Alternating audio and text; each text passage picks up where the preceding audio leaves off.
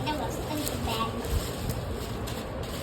చూసారా, ఇప్పుడైతే ఇది నా బ్యాగ్ చేస్తాను. బాగుందా బ్యాగ్? బాగున్నది. చూడండి గాయ్స్, బాగున్నదా నా బ్యాగ్? బ్యాగ్లో ఏమేమి వస్తువులు వస్తాయో చూద్దాం. Bag pencil, eraser, sharpener, holder అంటారంట.